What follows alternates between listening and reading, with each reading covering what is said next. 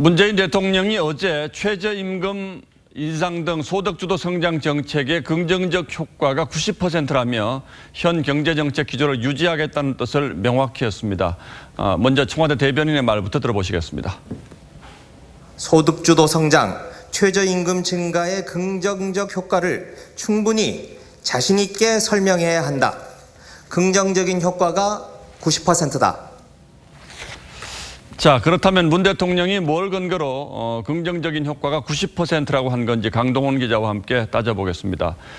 자, 강 기자. 예. 일단 대통령 발언에 근거가 된 자료를 청와대가 확인을 했습니까? 아닙니다. 이 김의겸 청와대 대변인은 먼저 처음에는 비공개로 되어 있는 통계 자료다 이렇게 밝혔습니다. 그러다가 1분기 통계청 가계 동향 자료를 더 깊이 더 구체적으로 들여다본 내용 이렇게 했는데요.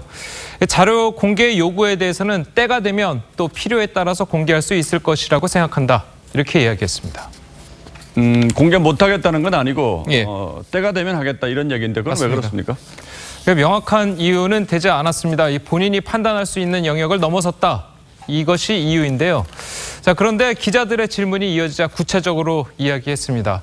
1분기 통계청 가계 동향 자료에서 이 가계소득을 5개의 등급으로 나눴을 때와 달리 이 10개로 나눠서 더 촘촘하게 살펴봤더니 이 하위 10%에 해당하는 계층만 가계소득이 떨어졌다는 결과가 나왔다고 합니다.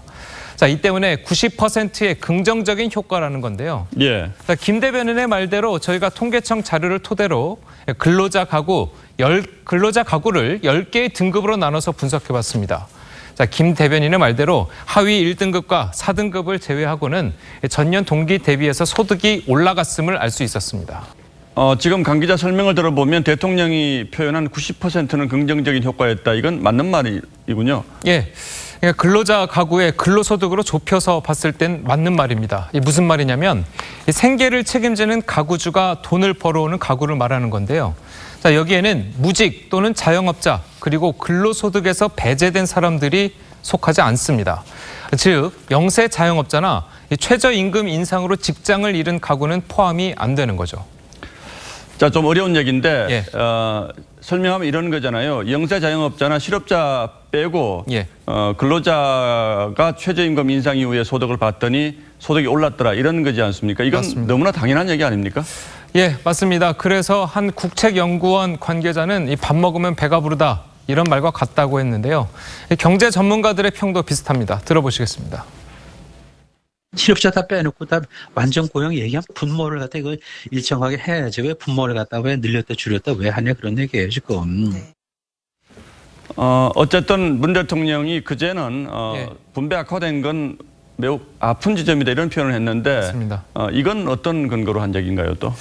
예, 그거는 문 대통령의 그제 발언은 이 통계청의 올해 1분기 가계소득 동향조사를 보고 한 말이었습니다.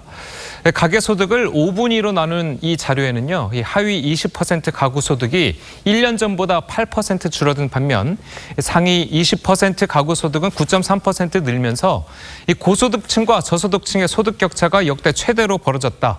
이렇게 나타났기 때문입니다. 복잡한 통계 자료를 보고 결론만 얘기하니까 앞뒤가 잘 맞지 않는 듯한 혼선이 생기는데 예. 이럴 때는 청와대가 좀 명쾌하고 친절하게 국민들에게 설명을 해줬으면 좋겠군요. 예. 예, 강동원 기자 잘 들었습니다.